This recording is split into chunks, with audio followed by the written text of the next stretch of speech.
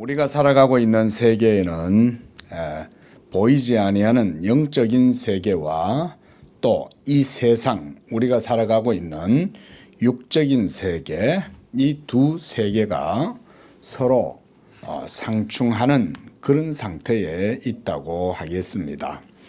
원래는 이 세상은 육적인 세상이었고 아담이 타락하고 난 이후부터 예수님께서 오시는 그때까지는 잠깐 이스라엘 가운데 율법이 있고 하나님의 언약의 역사를 통해서 잠시 율법의 나라 구약 이스라엘의 역사가 반짝하고 빛을 드러내긴 했지만 이내 또 그 빛은 꺼져버리고 온 세상은 아담 안에서 모든 인류는 사망을 당하였고 또 그들 위에는 사망이 왕노릇하였다. 성경은 이렇게 얘기하죠.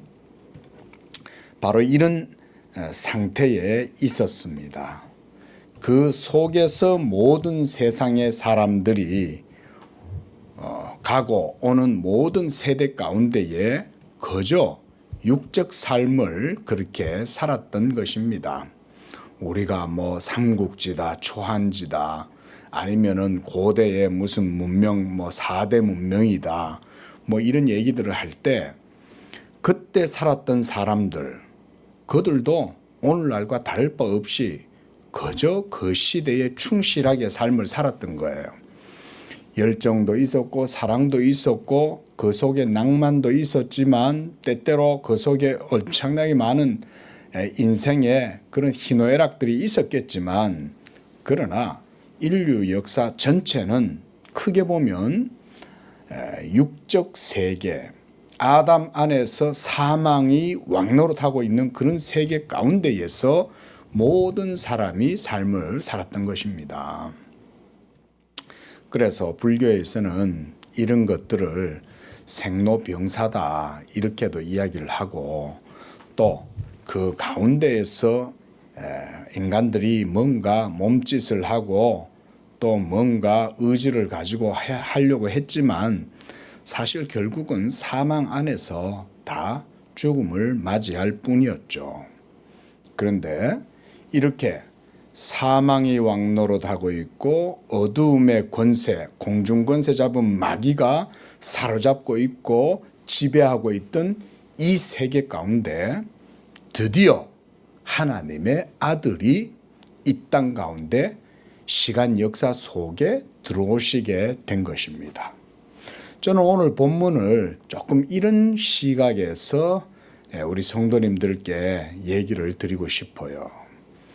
여러분, 예수님은 어떤 분입니까? 2000년 전에 베들레헴에서 나시고 나사렛에서 자라시면서 목수 요셉 아래에서 자라고 그렇게 해서 평범한 목수였던 그 예수, 인간 예수로만 생각하겠지만 성경은 나사렛 예수님을 단지 인간이었다라고만 말하지 않습니다. 바로 이 예수님은 영원한 말씀이 사람의 육체를 입으시고 동정녀 마리아에게서 태어나사 이 땅 가운데 오신 하나님의 약속의 자녀, 하나님의 씨, 바로 예수 그리스도를 성경은 그렇게 묘사를 합니다. 우리가 그래서 구속의 역사다 또는 언약의 역사다 이렇게 이제 얘기를 하면서 성경을 언약사적으로 살피는 것이죠. 또 하나님의 구원의 역사, 이 구속사가 구약의 모든 역사의 과정과 상황 속에서 점진적으로 그 계시가 점차 그 지경이 넓어져 가고 그 숨겨져 있었던 것이 점차 드러나게 되었다. 그러면서 예수 그리스도의 그 인격에서 바로 하나님의 계시가 충만하게 이제 드러나게 되었다. 이런 게 이제 계시의 절정이다. 우리가 이런 얘기를 많이 들었죠. 자, 그러니까 무슨 얘기냐면 예수님은 바로 영원한 말씀이시고 동시에 동정녀 마리아에게서 그 육체를 취하셔서 성령으로 잉태되신 하나님의 아들이었다, 이 말인 거예요. 제가 이제 요 말씀을 드리려고 하는 거예요. 그러니까 생각해 보세요.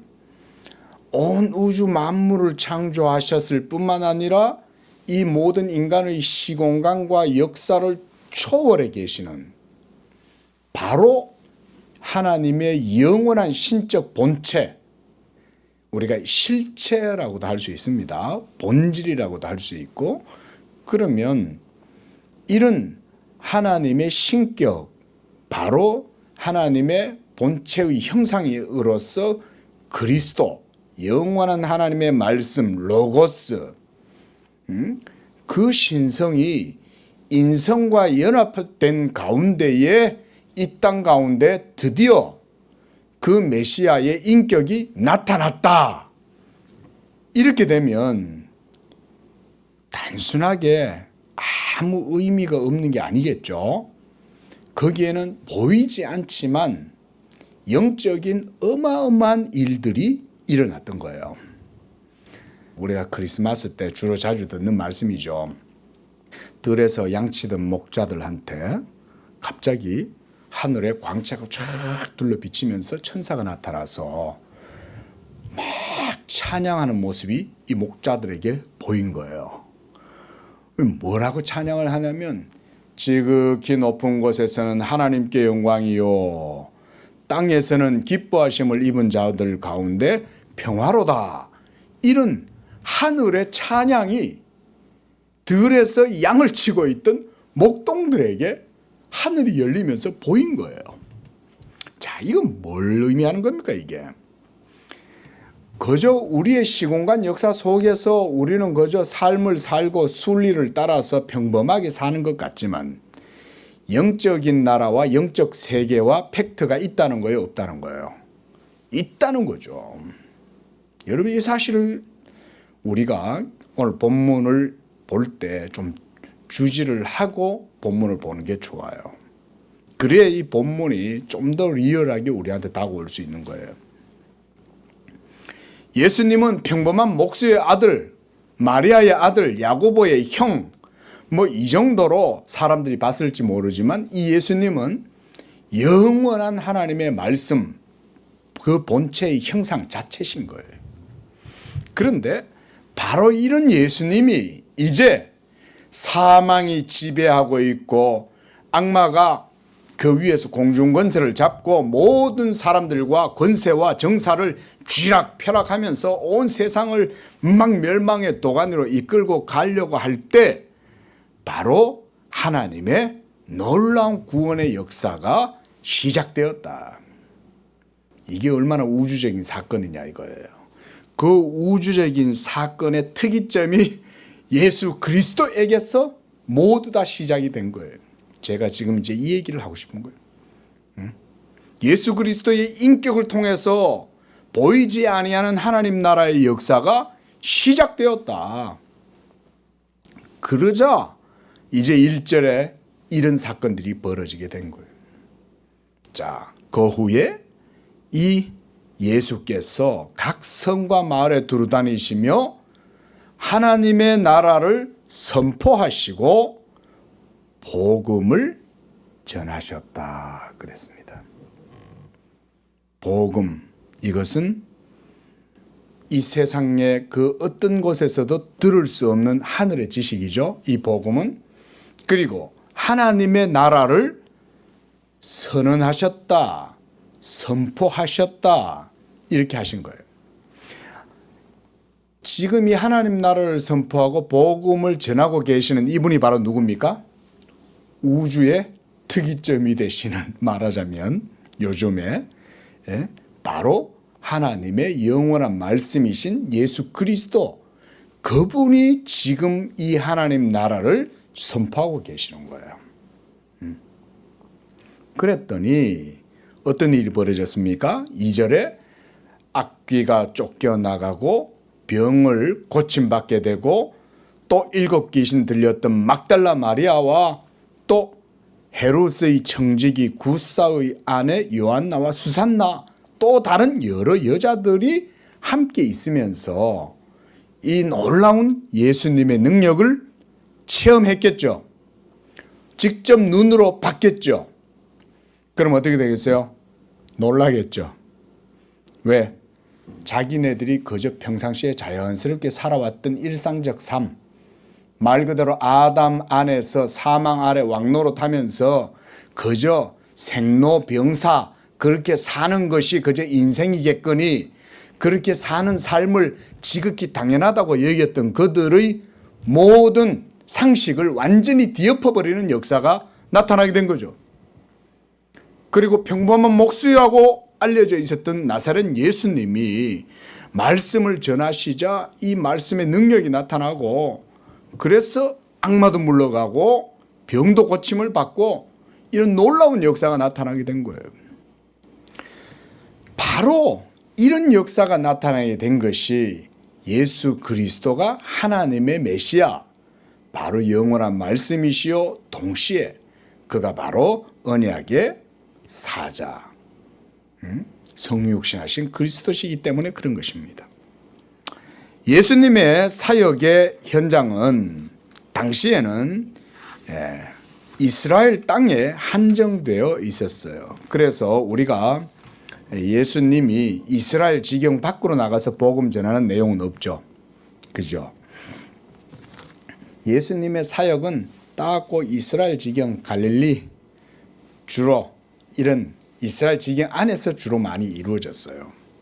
그리고 그것도 딱 3년 동안. 올해도 아니에요. 그러니까 뭐 멀리 다니고 이러실 거 없이 하나님의 약속의 땅 가나안 지경 이스라엘 백성들이 사는 그 지역으로만 그냥 다니신 거예요. 왜 그러셨을까요? 예수님은 사마리아에도 가시죠. 그죠? 거기는 북이스라엘이잖아요. 남유다에도 오시고 북이스라엘도 가시는 거예요. 그것은 바로 구약의 선지자들의 예언의 말씀을 따라서 메시아가 이스라엘 하나님의 언약 백성들이 살아가는 곳마다 다니신다, 이런 의미가 있는 거예요. 그리고 주님의 사역은 우리가 1절에서 보듯이 하나님 나라를 선포하고 복음을 전파했어요. 동시에 누가는 1절 하반절에 보면 12제자가 함께 했다, 이렇게 또 말씀을 하고 있습니다.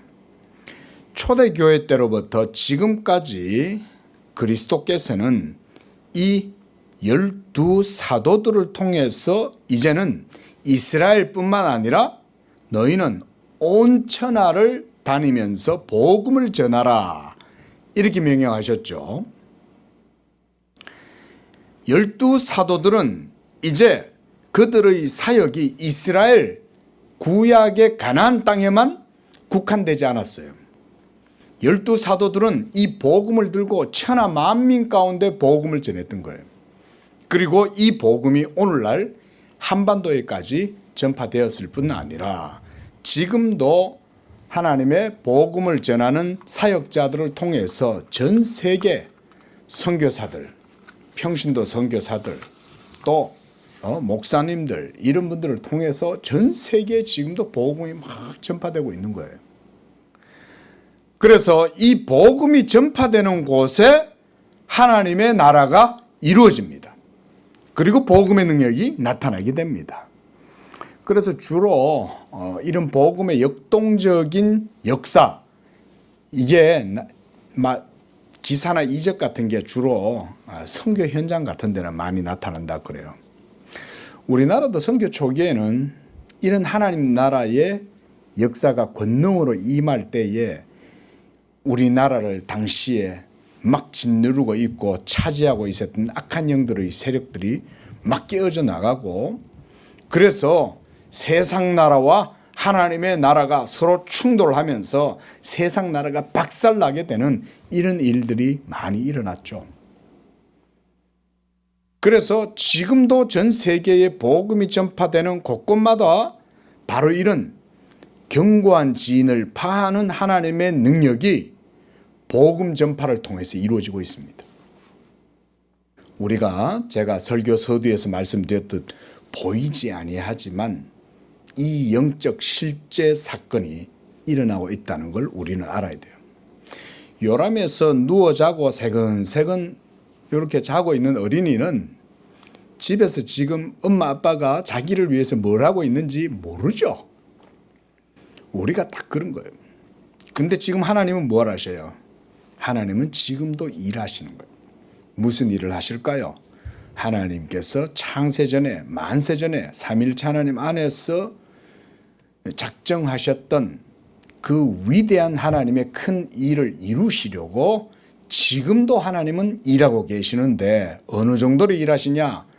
자기의 열정을 품고 하시는 거예요. 하나님이 자기 영광을 너무나 사모하고 자기 영광을 향한 열정이 너무나 열심이시기 때문에 하나님께서 이 영광의 열심을 위해서 하나님께서 일하신다. 우리는 무관심하잖아요.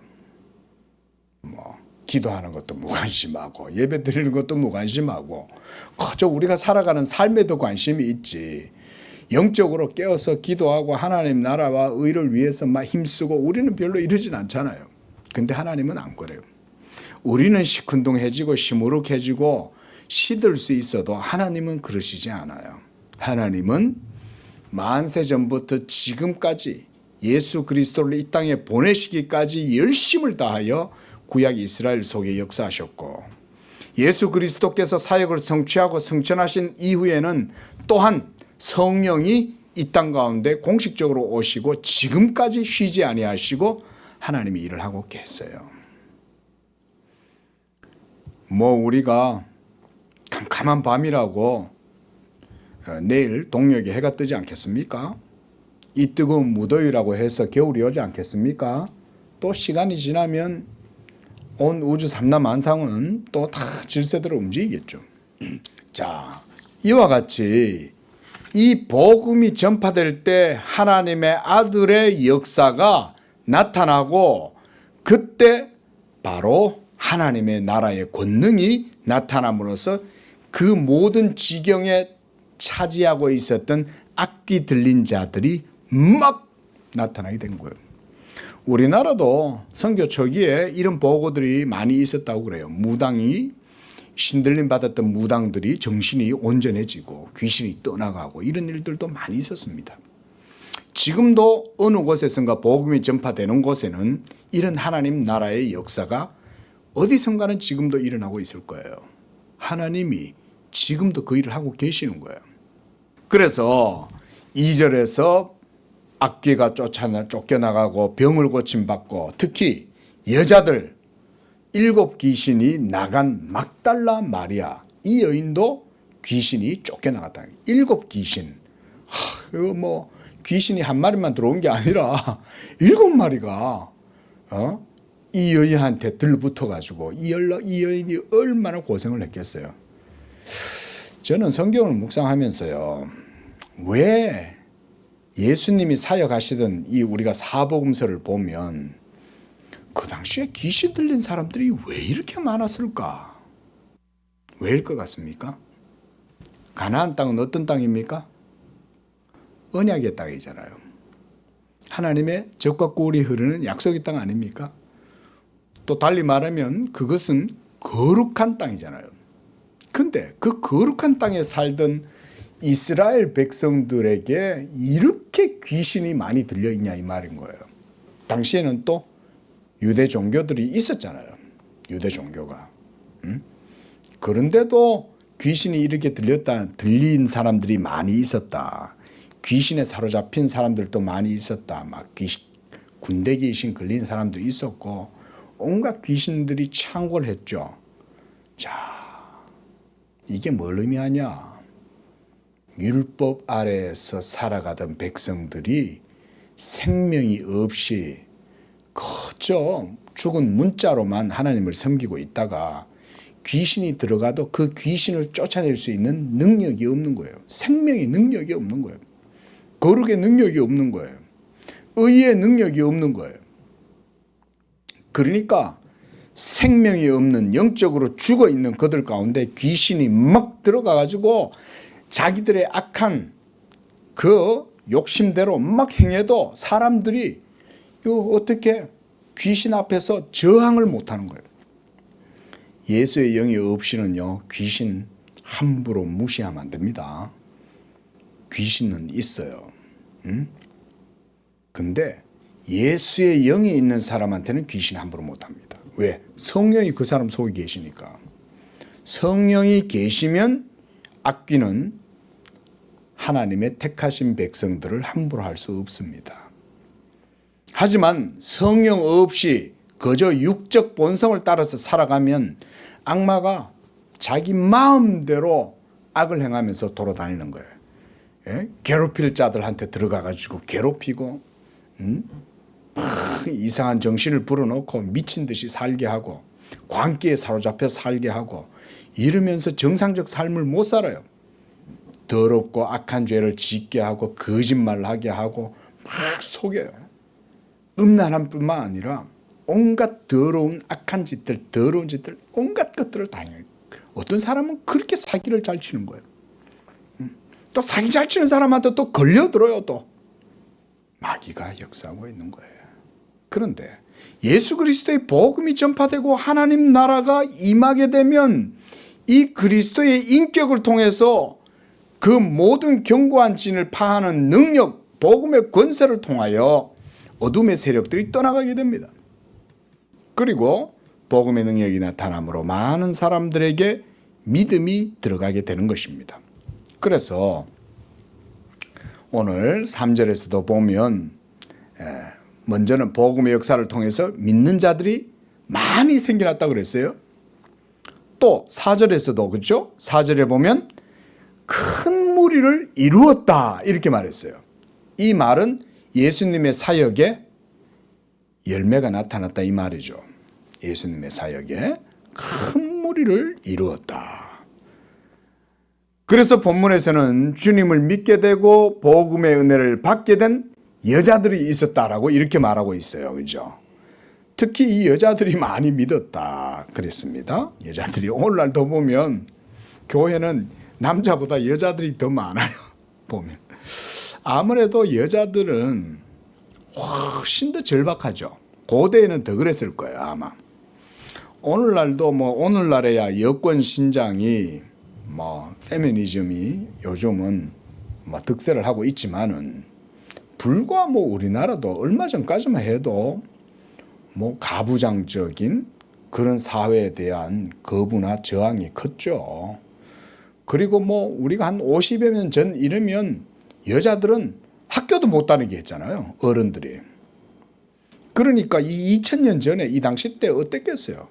그러니까 사실은 남자들보다 여자들이 훨씬 더 삶이 더 절박한 거예요.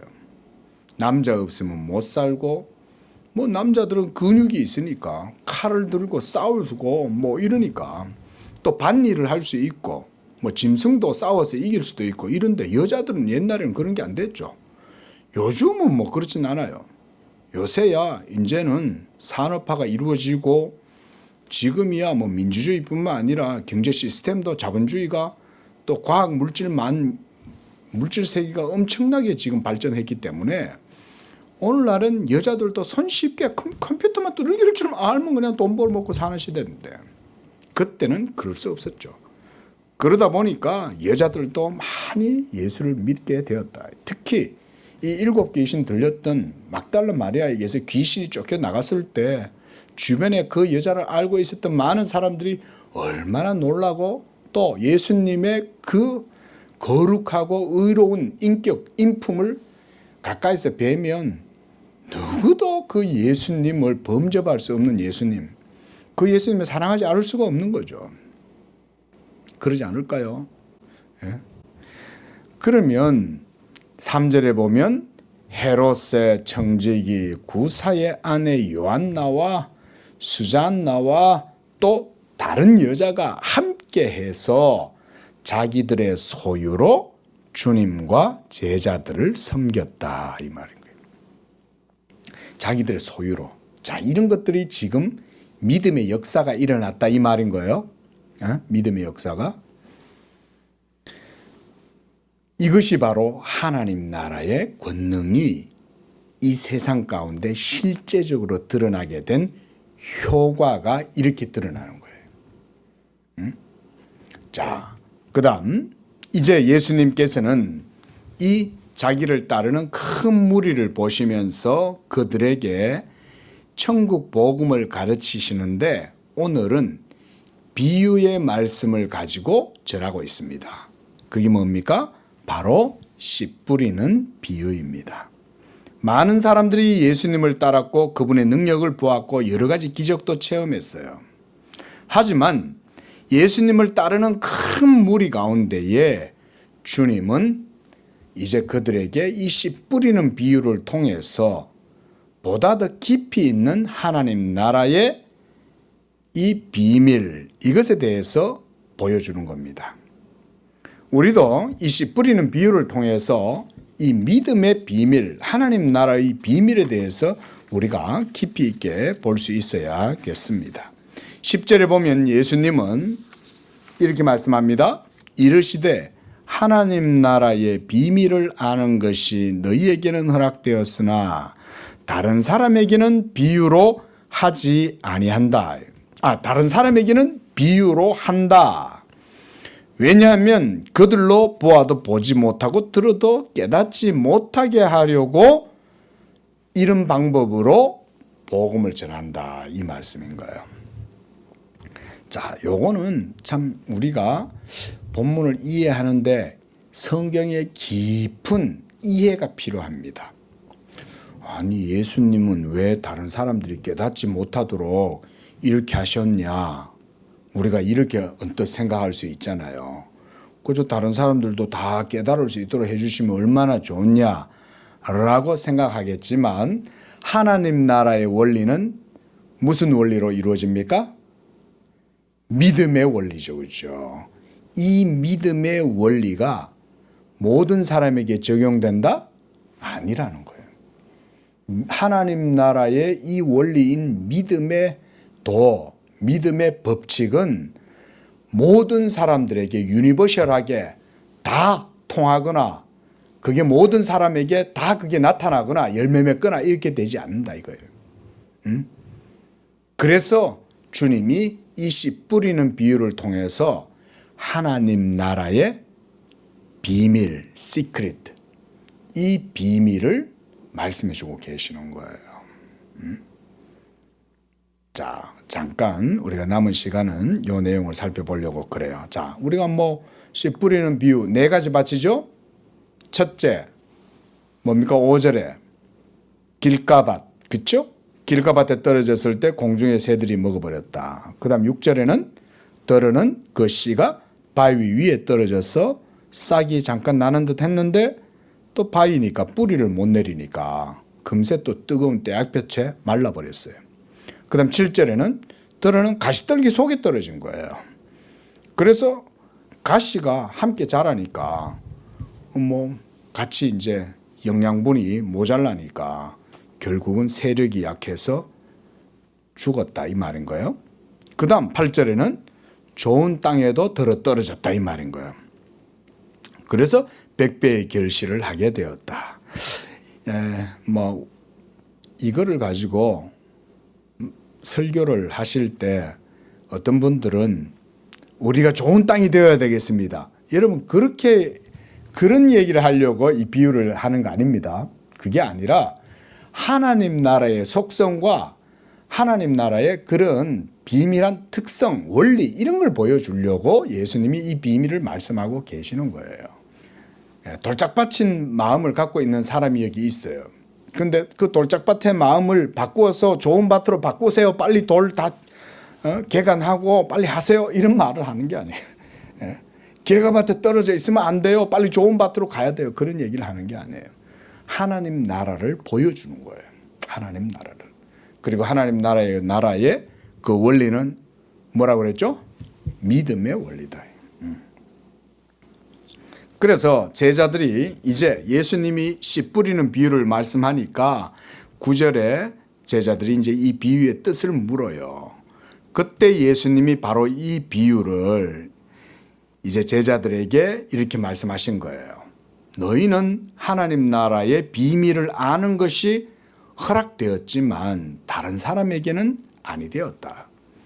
이는 다른 사람들은 보아도 보지 못하고 들어도 깨닫지 못하도록 하려고 그런다 그랬어요. 자, 요거에 대해서는 제가 추후에 또 설명을 할 수 있을 것 같고요. 자, 이제 11절에 예수님이 이제 요 비유를 설명을 해 줍니다. 씨는 하나님의 말씀이다. 그리고 12절에 길가에 있다는 것을 말씀을 들은 자이긴 하지만 마귀가 가서 그 길에 떨어져 있는 이 말씀의 씨를 잡아먹어버린 거죠. 그러니까 이 말씀의 씨가 뿌리를 내리고 싹이 발아가 돼가 터서 자라서 열매를 맺어야 되는데 새가 와서 집어삼켜 먹어버리는 건 마귀가 그들이 믿어 구원을 얻지 못하게 하려고. 여기도 믿음 얘기하고 있죠, 지금 예수님이.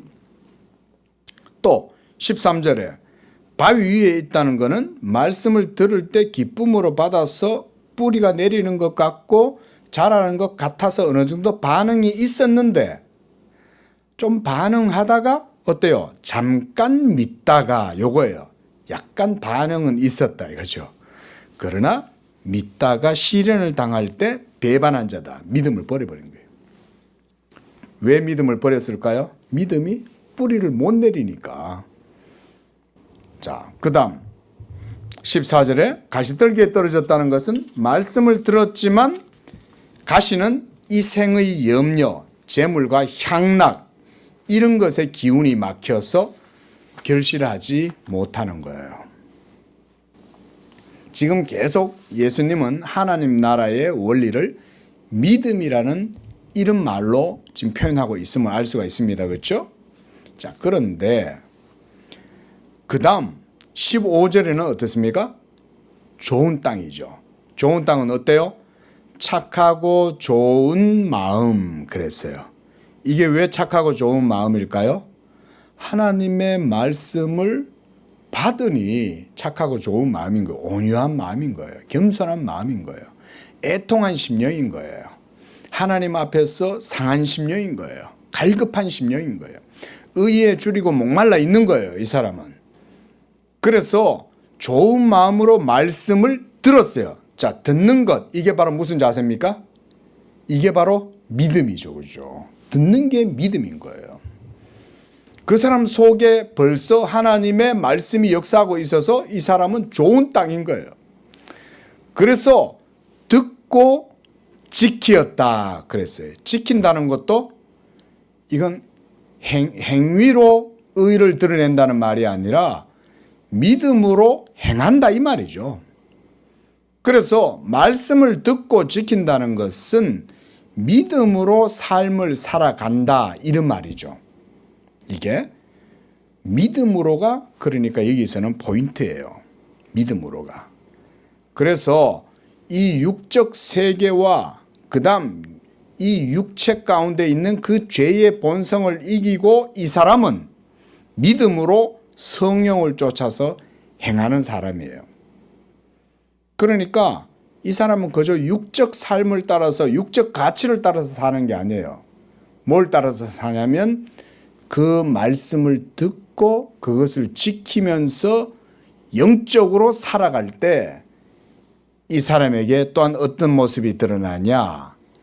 인내한다 이 말인 거예요. 인내한다. 영적으로 살아간다는 건 모든 세계 지구상에 뭐 지금 인구가 80억이라고 할 수 있겠습니까? 자, 80억이 산다고 칩시다. 그 가운데 영적으로 좋은 땅이 되어서 하나님의 말씀을 받고 듣고 지키면서 인내하면서 사는 사람들이 얼마나 될까요? 1억 될까요? 어쨌든 다수의 무리는 모두가 다 불신앙과 육적 가치를 따라 살아가고 있는데 그 속에서 그걸 역행해서 그것에 저항하고 반대하면서 영적 삶을 살아가려면 뭐가 필요하겠습니까? 인내가 필요한 거예요. 인내.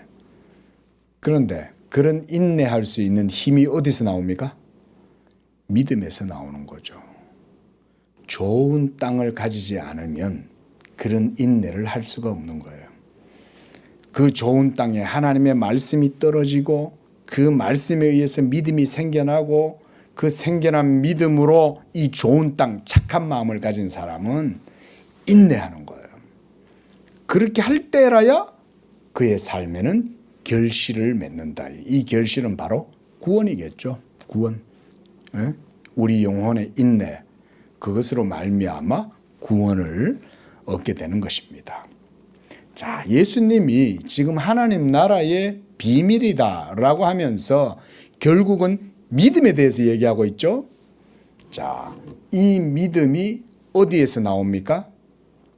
이 믿음이 우리 속에서 뭔가 믿음을 끌어올리고 펌프질을 하고 막 물처럼 마중물을 부어가지고 막 펌프질을 하면 물이 올라옵니까?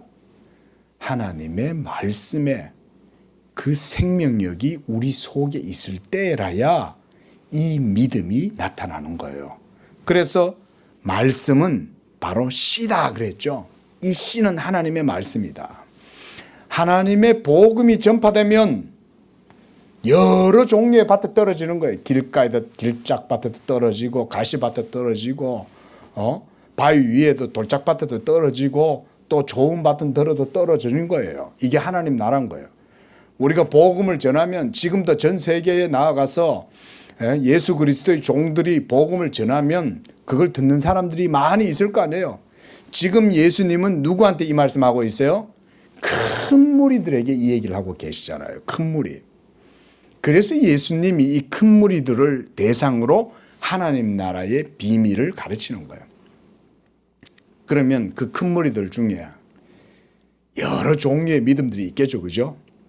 우리가 나누면 태반은 그래 따지면 이제 네 종류의 밭이니까 75%는 모두가 다 4분의 3은 전부 다 온전치 못한 상태에 있는 거예요. 그 큰 무리들 중에.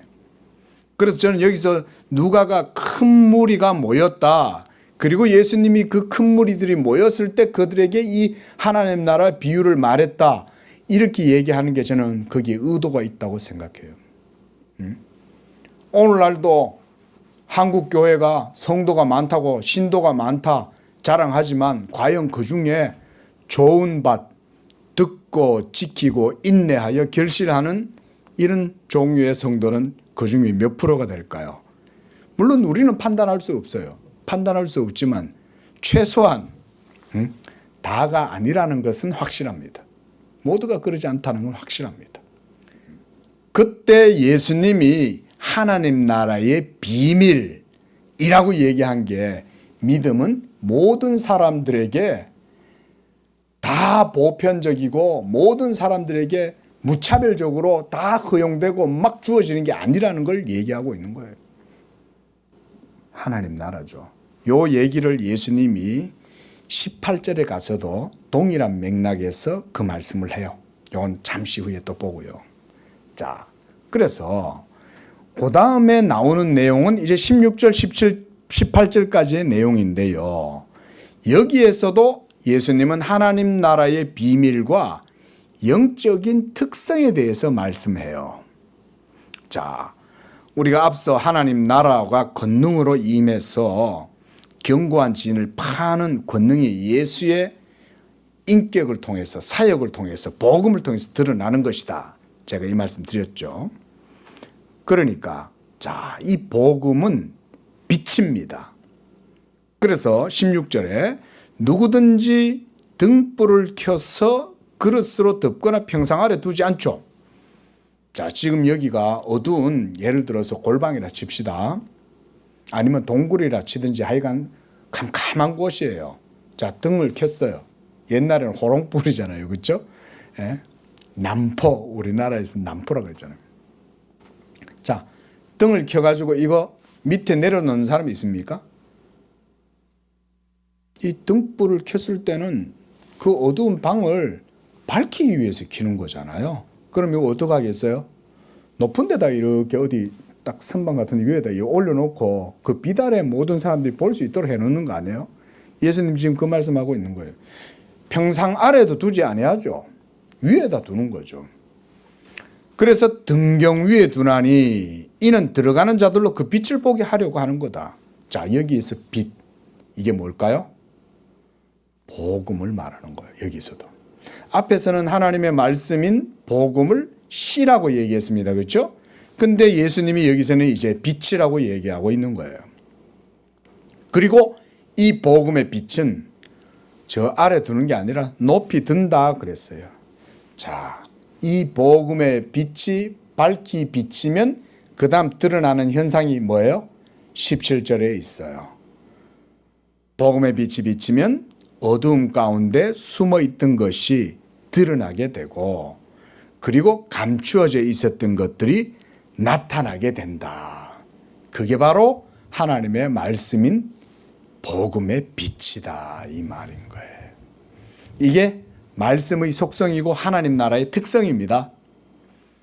그러니까 오늘날도 신실한 하나님의 종들은 이걸 믿어야 돼요. 복음의 순수성을 지키고 세월이 흘러가든 시절이 어떻게 바뀌든 사상이 어떤 조류를 따라서 변화되든 상관없이 2000년 전이나 지금이나 동일하게 예수 그리스도의 복음을 전하면 돼요.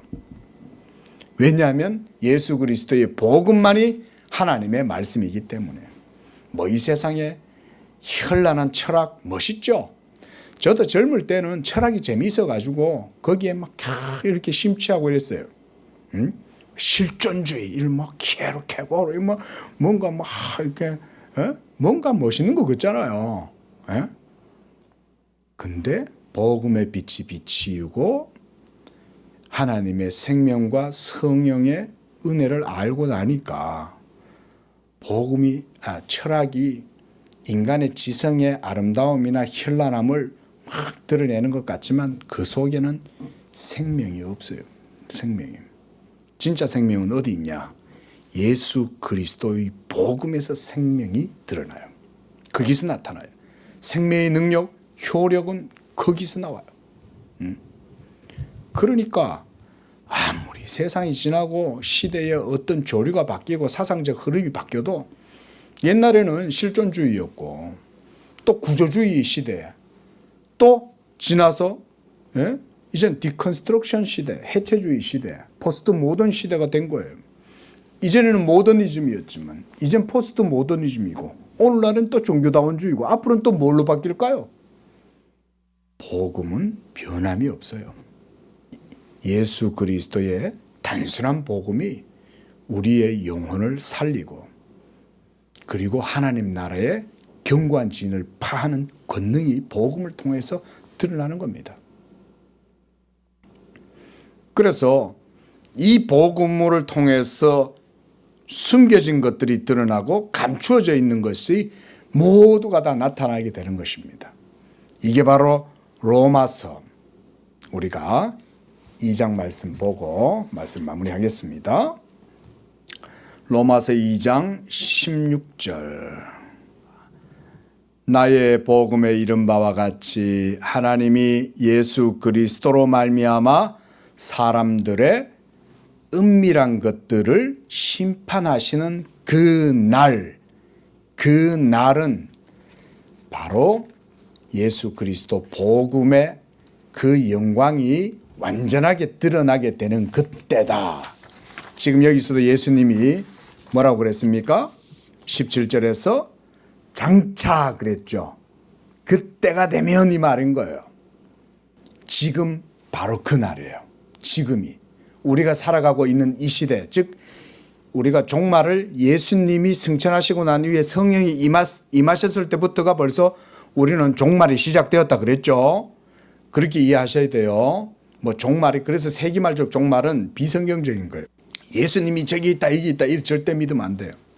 이미 예수 그리스도께서 2000년에 오시고 성령이 임하실 그때부터 지금까지 이 복음이 성령을 통해서 전파될 때 사람들의 숨은 은밀한 모든 것들이 다 드러나게 된다 이 말인 거예요.